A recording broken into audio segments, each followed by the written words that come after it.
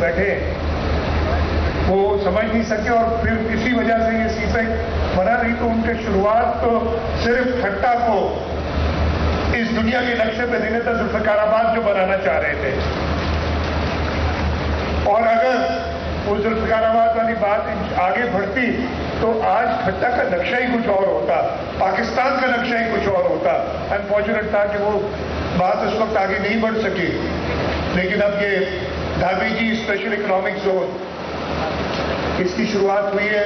इसकी भी हिस्ट्री आपको बता दूं, 2016 में जब JCC हुई थी बीजिंग में, उस वक्त मुझे सदर जरदारी ने भेजा था। उन्होंने कहा था कि ट्रैक हो गया है सीपेक का हरगिज ये मतलब नहीं था कि कुछ सड़कें बना दो और पावर सेक्टर में कुछ इन्वेस्टमेंट थी।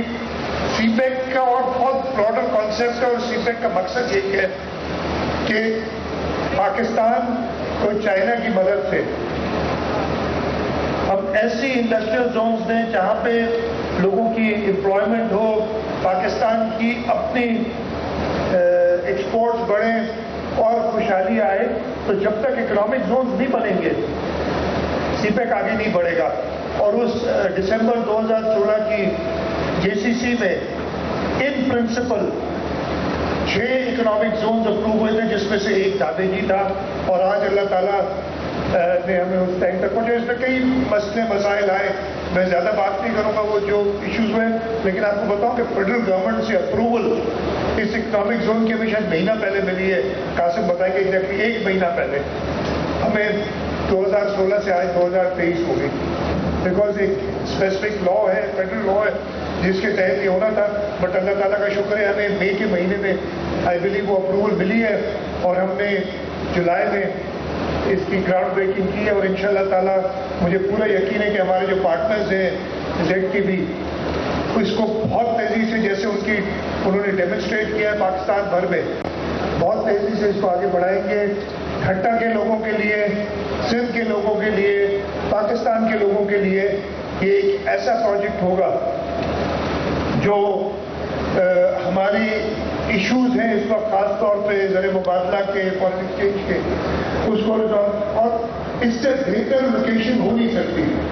आपको बताया था और केनी साहब ने जब अपनी प्रेजेंटेशन की थी उससे पहले कासिम साहब ने बताया था, एयरपोर्ट यहाँ से आधा घंटा दूर है, आधा घंटा भी नहीं है, मेरा 20 मिनट में पहुँच सकते हैं।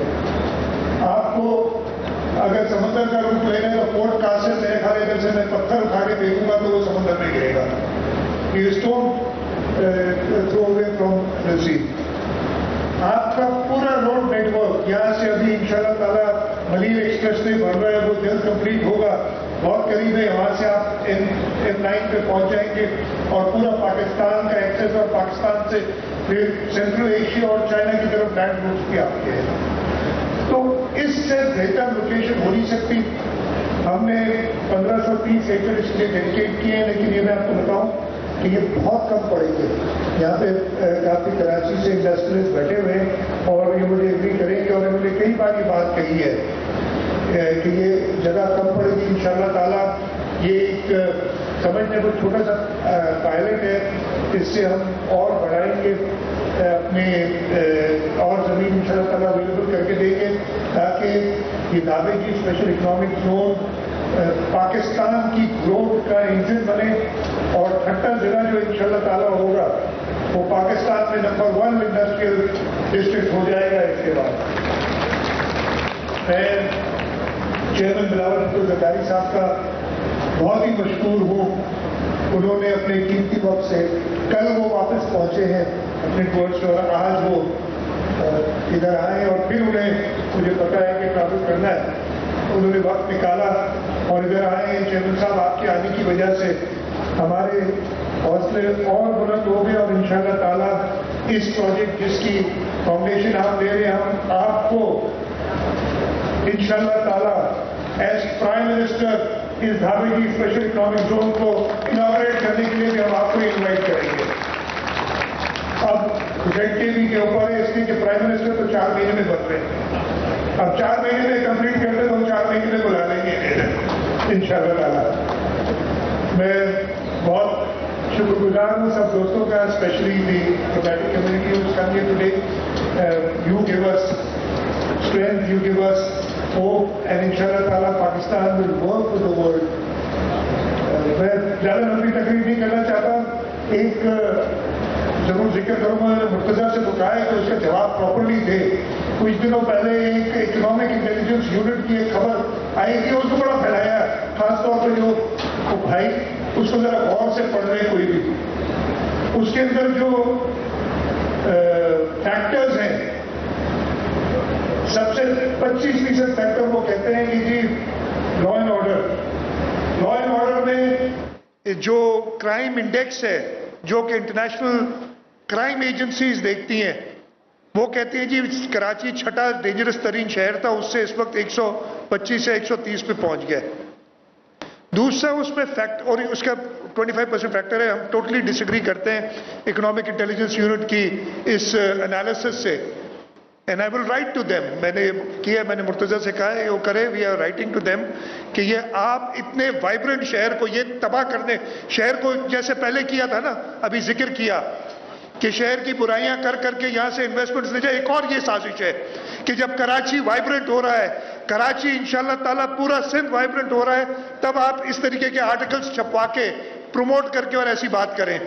دوسرا اس میں آپ سوچیں 25% اس میں ویٹیج ہے, جس میں کیا ہے, جس پہ اکنامک انٹیلیجنس یونٹ میں بہت احترام ہے ان کا. انہوں نے ہمیں پی پی پی میں 6th best unit in Asia بھی کہا تھا. ہمیں سوورنز کے ساتھ انہوں نے جو ہے رینک کیا تھا. اس میں کہ جی اگر گرمی لگتی ہے ٹریولرز کو ادھر تو وہ شہر اتنا اچھا نہیں ہے, یعنی موسم اتنا اچھا نہیں ہے. بھائی اس میں ہمارا تو کوئی قصور نہیں ہے. ریلیجس ہارمنی کی بات کرتے ہیں پاکستان کے اندر, خدا نہ خواستہ, مجھے پتہ ہے ابھی بلاول صاحب جب ہوتے ہیں, مگر مجھے ایک آدھ کوئی کام یا میسج کرتے, ابھی پرسوں بھی ان کا ایک میسج آیا تھا اسی چیز پہ, ریلیجس ہارمنی.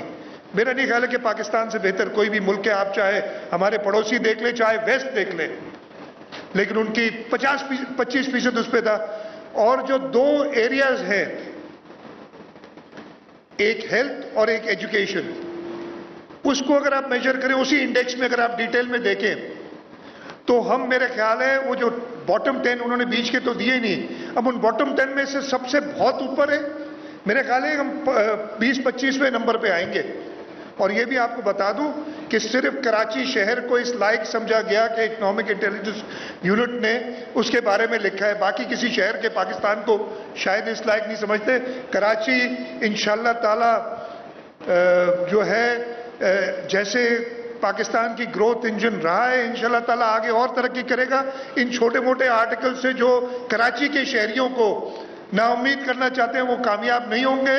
اس وقت بلاول بھٹو زرداری صاحب کا میئر کراچی میں آیا ہے, اور انشاءاللہ تعالیٰ یہ اکنامک انٹیلیجنس یونٹ خود ہی آپ کو لکھ کے بتائے گا کہ اس سے زیادہ وائبرنٹ انڈسٹری کے لیے, ٹورزم کے لیے, رہنے کے لیے اور کوئی شہر نہیں. اور یہ جلد ہو جائے گا جیسے ہی پرائم منسٹر بلاول بھٹو زرداری صاحب بنیں گے.